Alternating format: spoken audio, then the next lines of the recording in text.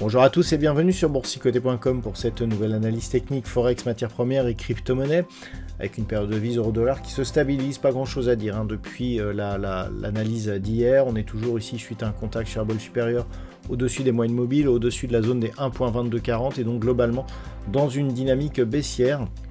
Comme je vous l'avais indiqué dans de précédentes analyses, il faudrait casser ici cette zone des 1.1090 pour commencer à invalider, voire affaiblir cette dynamique. Et donc pour l'instant, même ici avec cette consolidation horizontale, on reste dans un biais haussier sur cette paire de devises.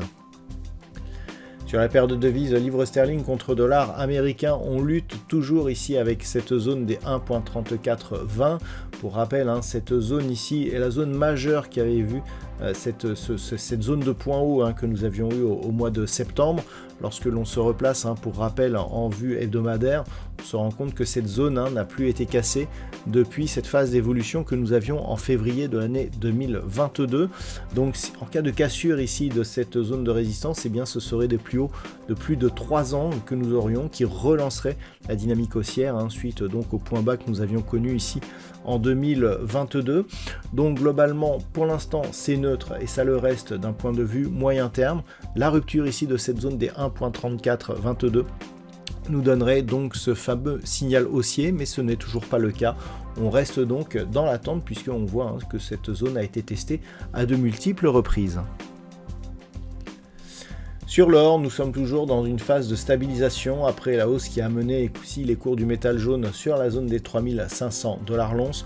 On se stabilise sur une zone horizontale qui était définie par une extension de Fibonacci prise ici sur cette phase de consolidation.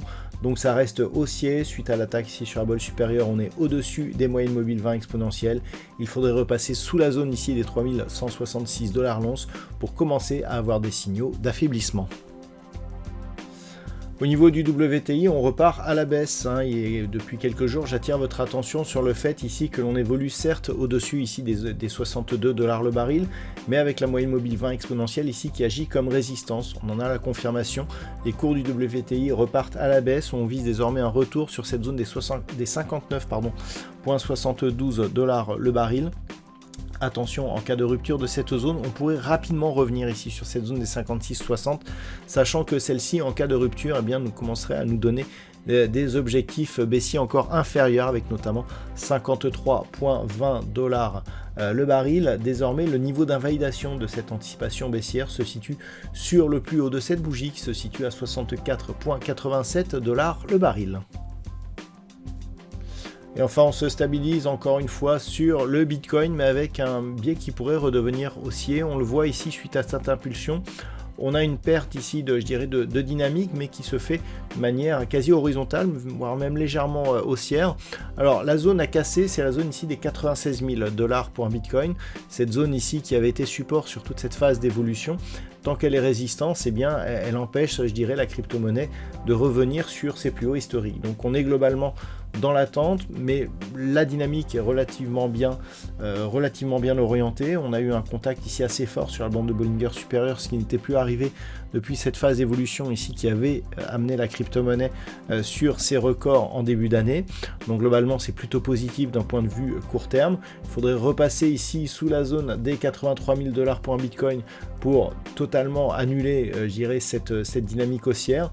Donc en cas de rupture ici des 96 000, 102 000 $ pour un Bitcoin serait la prochaine cible, avant éventuellement de revenir ici sur des niveaux proches de ses plus hauts historiques d'un point de vue moyen terme. Donc il semblerait que la crypto-monnaie reprenne des couleurs. Voilà donc ce que l'on peut dire sur cette analyse technique de ces principaux actifs de marché. Je vous souhaite de passer une très bonne soirée. On se retrouve dès demain pour d'autres analyses techniques, toujours sur le site boursicoté.com.